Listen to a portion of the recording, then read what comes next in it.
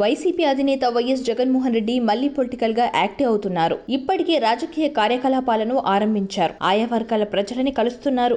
Party నేతలతోనూ సంభాషిస్తున్నారు.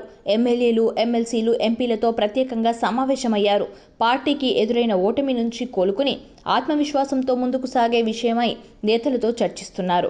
తాను ఖచ్చితంగా ప్రజలలో తిరుగుతానని, ప్రజల పక్షాన పోరాటాలు చేస్తానని స్పష్టం చేశారు. క్యాడర్కి భరోసా ఇస్తూ ముందుకు సాగే ప్రయత్నం చేస్తున్నారు. ఈ క్రమంలోనే వైఎస్ జగన్మోహన్ రెడ్డి తన సొంత నియోజకవర్గానికి వెళ్లనున్నారు. 2 రోజుల పాటు పులివెందులలో పర్యటించనున్నారు. ఎన్నికల ఫలితాలు వెలువడ్డాక పులివెందులకు జగన్ వెళ్లడం ఇదే తొలిసారి. పులివెందులలో వైఎస్ఆర్ ఘాట్ను సందర్శిస్తారు. తండ్రి సమాధికి నివాళులర్పిస్తారు.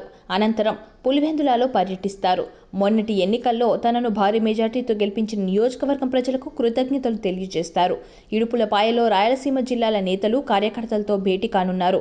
కడప లోక్సభ సభ్యులు వైఎస్ అవినాష్ రెడ్డి, రాజంపేట శాసనసభ్యుడు ఆకెపాటి అమర్నాథ్ రెడ్డి, మాజీ ఉప ముఖ్యమంత్రి ఆజాద్ బాషా, మాజీ ఎమ్మెల్యే గడికోట శ్రీకాంత్ రెడ్డి సహా పలువురు నాయకులు ఆయనను కలుసుకోనున్నారు.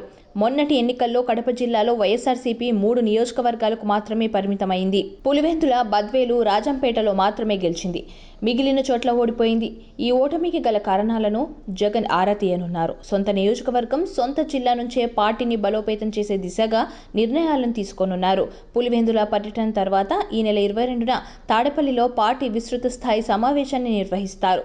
ఓటమికి గల కారణాలను విశ్లేషించుకోవడం, భవిష్యత్తు కార్యాచరణ ప్రణాళిక ఎలా ఉండాలనే విషయంపై చర్చించడం, పార్టీ క్యాడర్పై దాడులు, చంద్రబాబు నాయుడు సారథ్యంలో ఏర్పాటైన కూటమి ప్రభుత్వంపై ఎలా ఎదురుదాడికి దిగాల్సి ఉంటుందనే విషయాలపై చర్చించనున్నారు. పార్టీ ప్రతిష్టం చేయడానికి అవసరమైన సూచనలు, సలహాలను పార్టీ నాయకుల నుంచి స్వీకరించడానికి విస్తృత స్థాయి సమావేశాలు ఏర్పాటు చేశారు. దీని తర్వాత జిల్లాల వారీగా సమీక్షలు చేసి ఆపై ప్రజల్లోకి వెళ్లే ఆలోచనలో జగన్ ఉన్నట్టు తెలుస్తుంది.